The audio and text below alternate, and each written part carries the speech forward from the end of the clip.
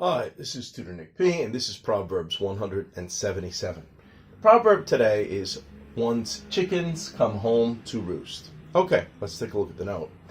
The proverb basically means that one's past mistakes or wrongdoings may eventually catch up to one and cause problems in the future. Okay, it is also related to the idea of karma, but mostly the negative side of karma. Remember, karma means if you do good things, maybe good things will come back to you. You do bad things will come back to you. Well, this mostly focuses on the bad things. Okay. Sometimes you may also hear this proverb reworded as curses like chickens come home to roost too. Okay. Let's continue. The origin of this term developed over time.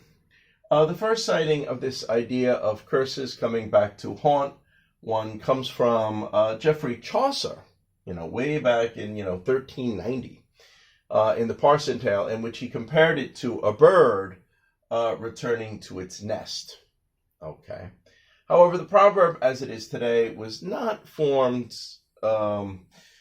really formed until 1810. And was written by Robert Sotheby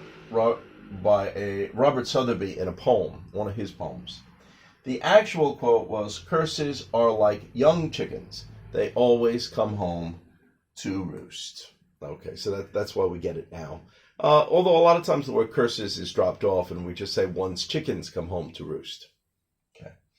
The reasoning behind this is chickens, in fact, do come home to roost. That's why they say that. Okay, anyway, we have three examples here. Example number one, be careful what you do to get ahead.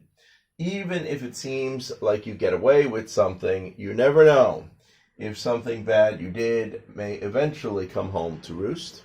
Okay. Or number two here, in the story Les Miserables, remember the French classic, they made movies and plays out of it.